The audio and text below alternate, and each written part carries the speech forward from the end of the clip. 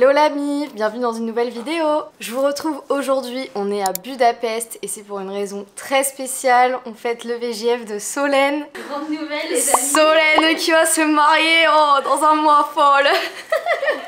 Elle ne le sait pas encore. Du coup on est parti ce matin de Lille, on a pris un bus jusqu'à Charleroi, puis on a pris un avion jusqu'à l'aéroport de Budapest. Et on vient d'arriver à l'instant dans notre Airbnb qui est incroyablement bien placé. On est dans le quartier Juifax, la vérité. Ça a l'air trop beau. Et on est juste à côté d'un food court qu'on avait mis dans notre map des trucs à faire. Donc ça tombe bien parce que j'ai faim. Puis je vais vous amener avec moi dans le week-end pour découvrir cette ville qui apparemment est très qualitative. Enfin moi j'en ai entendu que du bien, les gens qui y sont allés me l'ont recommandé. Certains veulent y retourner. Donc là je vais un peu crash tester pour vous. Est-ce que Budapest ça vaut le coup? Est-ce qu'elle est aussi festive qu'on le dit? Est-ce qu'il y a vraiment des trucs à faire? Je vais vous raconter des petites anecdotes sur la ville tout le long de cette vidéo. Et puis je vous emmène avec moi.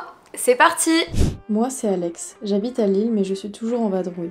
Le voyage m'anime, j'aime partir en quête de renouveau, de choses différentes pour découvrir ou redécouvrir, partager et surtout apprendre et me surprendre. Je me sens bien quand je sors de ma zone de confort, quand je vois ou fais des choses que je n'ai jamais fait auparavant. Je sais aussi que mes déplacements, surtout en avion, explosent mon bilan carbone. J'ai envie de faire des efforts là-dessus et aller de plus en plus vers le slow travel. Alors, je pars en quête d'aventure, proche ou lointaine, et je t'emmène avec moi.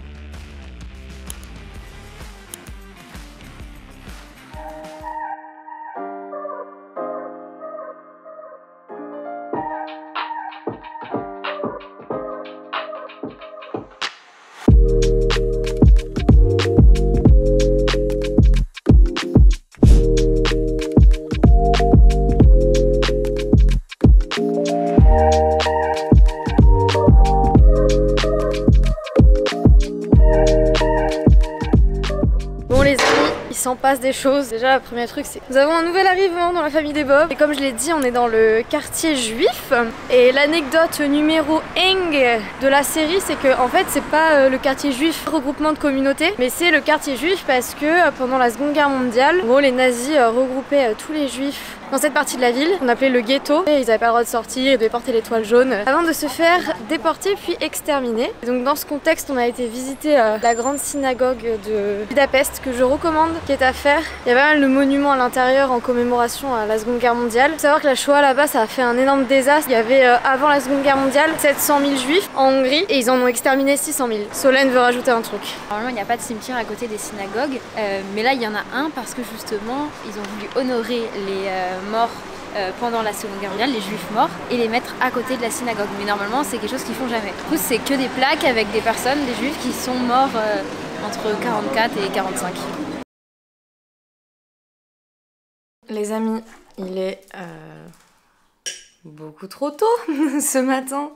Il y a la moitié de la ville qui dort, d'autres qui rentrent de soirée, puis il y a nous. Nous se levons à 4 h pour une raison bien particulière, c'est que nous allons voir le lever du soleil. Et en gros, il y a une vue de Budapest depuis le château de Budapest en hauteur, qui est, je pense, qualitative. Il fait beau aujourd'hui, on s'est dit tiens, quoi de mieux que d'y aller super tôt pour éviter la foule. Du coup, je vais crash tester ça pour vous ce matin. Et puis on va profiter de cette journée de balade, de soleil, faire les touristes. Et je vous dirai ça. Je finis mon petit déj et je vous emmène avec moi. Motivé? Ouais, toujours. Hein.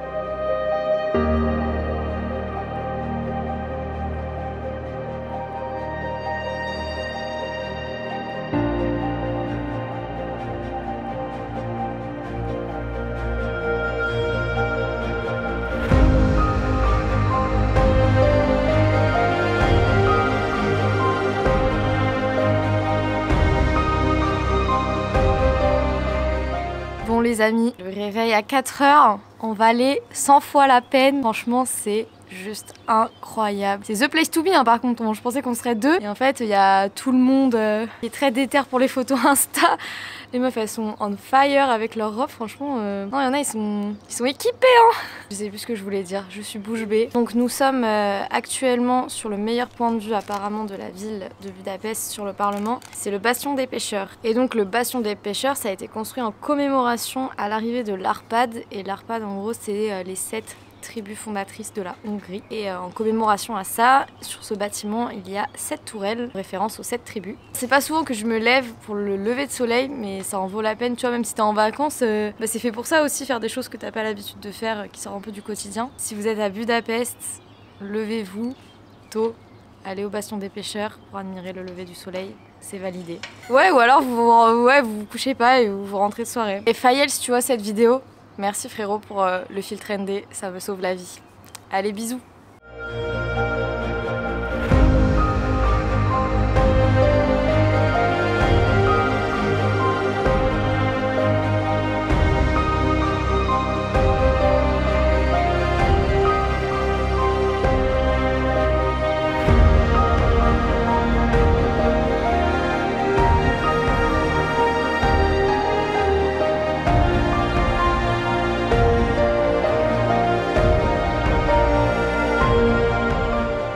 On s'est baladé à Buda, on a été voir le château de Buda et là on se balade actuellement dans la citadelle, mais après avoir monté littéralement 150 escaliers, on a découvert que c'était en travaux parce que ça a été laissé à l'abandon pendant pas mal de temps. Du coup là ils sont en train de tout rénover. Si vous envisagez d'aller à la citadelle, pour l'instant c'est pas possible de visiter. Comme vous êtes nombreux à me les réclamer, le fun fact du jour. Solène, si je te dis Rubik's Cube, tu penses à quoi en premier?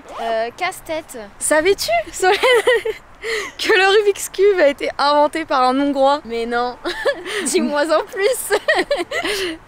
En gros, le Rubik's Cube a été inventé par Erno Rubik, qui est lui-même hongrois, en 1974, prof de design d'intérieur, architecture, et à la base il avait fabriqué ça pour ses élèves, et maintenant c'est un des trucs les plus connus dans le monde, et ça vient de Hongrie. Exactement, il est toujours en vie. Que Erno, grosse dédicace, hein.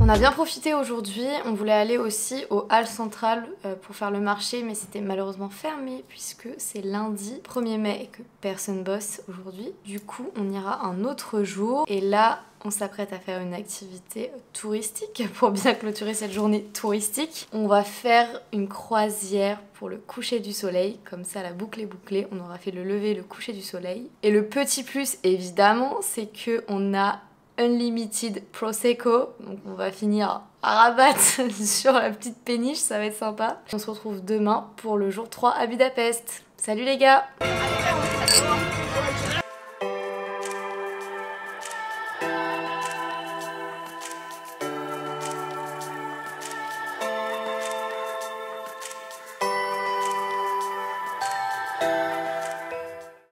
Hello la MIF, je vous retrouve ici. On s'est encore levé de très bonne heure ce matin pour une activité spéciale. Une activité qui nécessite un maillot de bain et des tongs. Je pense que vous savez où je veux en venir. Pour la petite anecdote, Budapest c'est reconnu comme la capitale mondiale des thermes. Il y a je sais pas combien, je crois qu'une dizaine de thermes dans la ville. Nous on va à Chivieni, c'est les plus reconnus et ceux qu'on voit partout sur internet. Il y a 15 piscines intérieures et 3 extérieures, donc je pense qu'on peut passer large une journée facile sans s'ennuyer. Et ouais, c'est 70 millions de litres d'eau par jour pour les bains thermaux. En fait je me suis dit mais ça avait, c'est quoi l'eau thermale en fait, c'est quoi toute cette hype autour de tout ça? Pour ceux qui savent pas, l'eau thermale c'est une eau naturellement chaude qui est passée dans la roche, donc elle est chargée en sels minéraux, en oligo-éléments, etc. On comprend donc pourquoi les boomers vont faire des cures de bains thermaux. Il est donc 8 h, nous allons éviter la foule, je pense que vous commencez à comprendre la musique. Et nous on a pris l'horaire boomers, voilà, on prend pas l'horaire 22 h pool party, on prend l'horaire 8 h du mat. Tu as hâte Solène? Oui.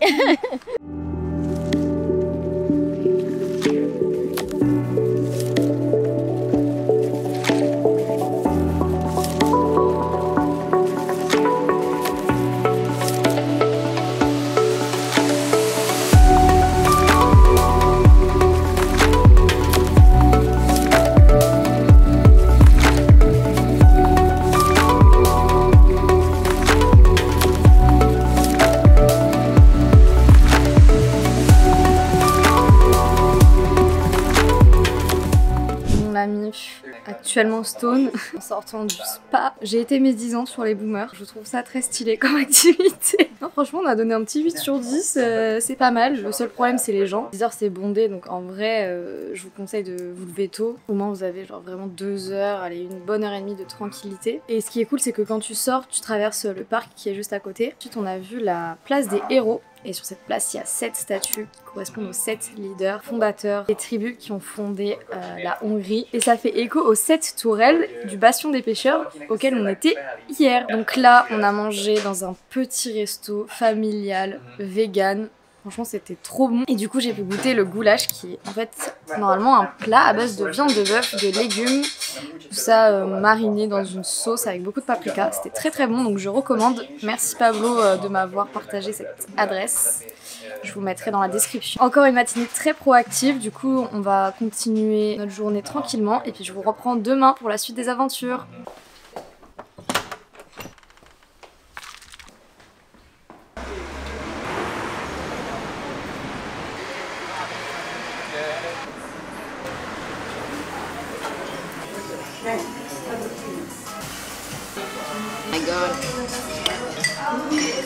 Hello l'ami, c'est le retour de CTLM pour le jour 3 à Budapest. On sort d'un brunch qualitatif, ça s'appelle Pantry Brunch and Coffee. Hier on est sorti à Instant Fogas, ça m'a été recommandé par Max, donc merci pour ça. Une sorte de bar-boîte un peu mainstream où il y a énormément de monde, gens internationaux, donc je pense de touristes, d'étudiants, d'Erasmus. C'est très cool, c'est immense. Mais par contre, j'ai envie de pousser un coup de gueule.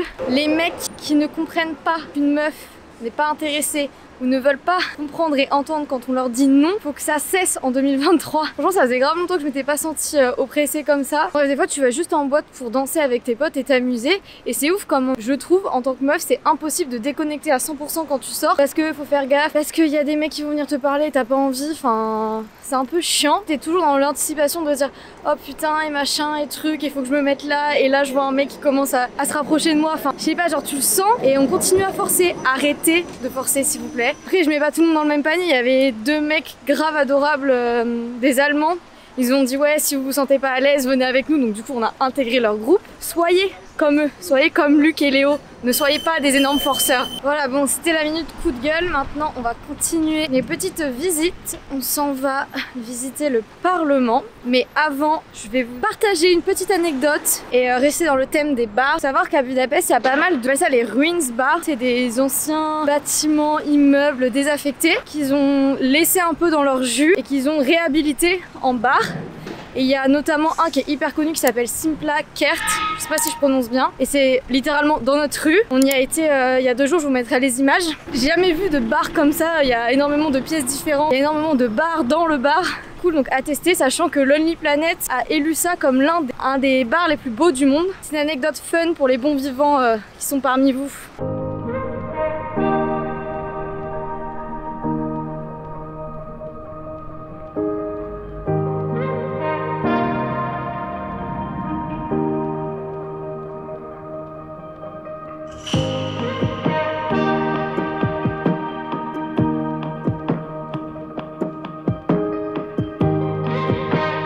Bon les gars, c'est waouh, waouh, waouh, waouh, c'est magnifique. J'ai jamais vu un truc aussi beau de toute ma life. S'il y a un truc que vous devez faire et payer, franchement je recommande à 2000% le Parlement. Ça coûte 8 € pour les étudiants, 15 € le billet adulte, et par contre réservé en avance sur le site du Parlement. Il y a des horaires avec des guides en fonction de votre langue. Nous on avait pris espagnol et on s'est dit on va faire le truc en espagnol, et au final il y avait une visite en anglais au même moment, du coup on a chopé des audio guides en anglais. Tu pensais de cette visite ? Donc c'est une visite qui dure 45 minutes et franchement pendant les 45 minutes on en prend plein la vue, il y a tout qui est beau, tu rentres dans une salle, juste tu sais pas où regarder, t'as les vitraux qui sont beaux, les murs qui sont beaux, la pierre qui est belle. Et aussi quelque chose qu'on a su, c'est qu'ils ont utilisé 40 kg d'or pour construire le Parlement. Bah, c'est très bien décoré, ça brille pas. Voilà. Fun fact time sur le Parlement Budapest. Déjà il faut savoir que le Parlement c'est un bâtiment qui est littéralement immense. Il y a 271 mètres de long, 123 mètres de large. Il est construit de manière symétrique et même à l'intérieur tout est vraiment symétrique. Les détails sont mais juste oufissime. L'un des seuls bâtiments à Budapest qui dépasse les 96 mètres de haut avec la basilique Saint-Stéphane. Et ça, c'est dû à une régulation qui honore en fait l'année de la création de la Hongrie. C'est l'an 896. Le Parlement de Budapest, c'est la 3e plus grande assemblée. Fun fact sur Budapest, il faut savoir que Budapest, en fait, c'est la fusion de 3 villes qui forment maintenant la capitale. Il y a Buda et Pest qui ont fusionné avec Óbuda, littéralement Old Buda, et ça a créé la métropole de Budapest. Voilà, encore une anecdote à sortir dans vos dîners mondains pour impressionner vos potes. Continuez les petites visites de la journée et je vous retrouve demain. Restez bien jusqu'à la fin de cette vidéo où vous allez avoir tout le détail de la logistique et de mon budget à Budapest.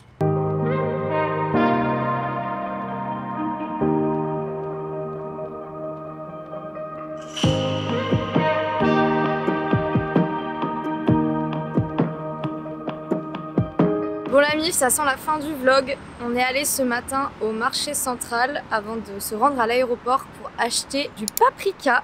Parce que ici, ils mettent du paprika littéralement partout dans tous les plats et notamment dans le fameux goulash. Je me dis, mais Alex, pourquoi il y a du paprika partout? Je me suis posé la même question et la réponse à cette question, pour la dernière anecdote du vlog, c'est qu'en fait, à un moment donné, il y a la Turquie qui a clôturé les routes d'échange entre le Moyen-Orient, l'Asie et l'Europe. La Hongrie a cherché une épice pour remplacer le poivre et il s'avère que c'était le paprika pour eux. Du coup, maintenant, c'est un peu un élément reconnaissable de ce pays. Maintenant, comme vous l'attendez tous, le budget pour 5 jours à Budapest. Combien on a payé? On a fait les grosses folles qui se font plaisir. Je vais tout vous dire aujourd'hui, maintenant, tout de suite. Pour le transport, l'avion, les navettes, les bus, etc. on est sur un total de 195 €. Pour le logement, le Airbnb, sachant que notre logement, notre Airbnb les amis, c'était dans le quartier le plus branché de la ville, c'est-à-dire le quartier juif, mais aussi dans la rue. Notre rue, il y avait le fameux Ruin Bar dont je vous ai parlé, il y avait le Food Court Caravan, vraiment il y avait tout ce qu'il fallait. Si ça vous intéresse et que vous avez envie de venir à Budapest et que vous recherchez un logement, je peux vous fournir le lien. Contactez-moi en DM, on en reparle. C'était pas du tout cher, pour 5 jours on a payé 131 € par personne. Le total pour les visites, les activités avec les thermes, le Parlement, la synagogue et la croisière sur le Danube, on est sur un total de 75,5 € par personne. Pour tout ce qui est plaisir, resto, alcool, soirée, tout ça, c'était un total de 108 €. Ensuite, je vous ai mis un petit budget shopping de 40 € par personne. Et on est donc sur un total, les amis, tenez-vous bien, de 548 € par personne pour 5 jours. C'est une moyenne à peu près de 109 € par jour. Et je trouve ça très abordable, sachant qu'on s'est extrêmement plaisir. C'est trop bon et t'as envie de manger et de boire partout. En fait, tu dépenses beaucoup, après on est en vacances. Il y a moyen, je vous le dis à chaque fois, de réduire le budget si vous êtes plus ric-rac au niveau de vos dépenses. Budapest et la Hongrie, c'est définitivement un pays hyper abordable et hyper budget-friendly. Donc n'hésitez surtout pas. Qu'as-tu pensé de Budapest? Alors déjà c'était une ville que je voulais faire depuis pas mal de temps déjà, donc je suis très heureuse d'être enfin venue. Franchement j'aime beaucoup la ville. On trouve avec Alex ça fait une très bonne ambiance et que même en tant que touriste on est assez respecté je trouve. Je me suis dit c'est une capitale, c'est reconnu pour faire la fête, je pense qu'il va y avoir énormément de monde. Tu sais un peu le sentiment oppressant parfois que tu peux retrouver dans des capitales ou dans des énormes villes et en fait pas du tout. C'est hyper espacé, de grands espaces, très bien entretenus. Les gens sont chill, même les Hongrois là ils sont pas pressés, ils vivent leur best life, chacun est dans sa bulle. C'est je pense une ville où il fait très très bon vivre et en tout cas en tant que touriste tu passes un très bon moment. Il y a énormément de choses à faire, à voir, t'en as pour tous les budgets, les préférences, vraiment vous pouvez forcément trouver votre bonheur ici. Il fait très beau aussi. Oui, ça dépend quand tu viens aussi. Bah ouais, mais en vrai on est en mai, non. Je pense qu'il fait meilleur qu'à Lille. Et méfie-toi, je crois qu'il faisait beau. Bref, il fait beau, il fait bon. Je pense que ça va être intéressant aussi de revenir en hiver, voir une autre facette de la ville. Je sais qu'il y a une énorme patinoire qui est installé l'hiver. Hors partie qu'on a déjà envie de revenir hein. Et on m'a aussi recommandé le plus grand lac d'Europe, c'est à 1 heure de Budapest, donc en vrai si tu viens et que tu as du temps, genre une semaine, tu peux louer une voiture et facilement te déplacer autour de Budapest ou même je pense en train. Gros coup de cœur sur cette ville les amis qui monte dans mon classement des meilleures villes d'Europe. Elle fait partie du top 3. Pour savoir dans le top 3 il y avait notamment Lisbonne et Amsterdam. Donc évidemment je pense qu'il y aura une deuxième fois à Budapest. Et Solène, pour clôturer ce vlog, quel est ton moment préféré? J'ai 2 moments préférés. Le premier c'était évidemment le lever de soleil au quartier des pêcheurs, ça vraiment c'était inoubliable. Et le deuxième moment, bah, c'est quand j'ai acheté mon magnet. Voilà. Le magnet qui sera bientôt sur le frigidaire de la coloc. Le peuple demande voir le magnet. C'est beau. Le plus soit le moment préféré. Franchement, si vous venez à Budapest et que vous avez un peu la déterre, faites-le parce que ça vaut vraiment le coup. Et c'est un moment un peu hors du temps, donc je valide. Et j'ai passé des très bonnes vacances en compagnie de Solène, donc on apprécie. Et aussi, moi, ce que j'ai adoré, c'est la bouffe ici. Franchement, tu manges, mais trop bien, pas cher. La pinte, elle est à moins de 4 € les gars. Là, je vais revenir à Lille, ça va faire mal, je vais l'impression de payer 2 verres. Alors qu'en fait, bah, c'est juste qu'ici, c'est pas du tout cher. Et t'as pas le choix, c'est pas 25 centilitres, c'est direct une pinte. Les gros buveurs, hein, t'as pas le choix, tu prends la pinte direct. Y a pas d'échantillon là. Donc n'hésitez pas aussi à venir me suivre sur Insta, je vais poster pas mal de photos et de vidéos sur Budapest. Comme moi, vous avez aimé cette vidéo sur Budapest, n'oubliez pas de liker, commenter et partager cette vidéo. Et puis je vous dis à bientôt pour de nouvelles aventures. Bye bye.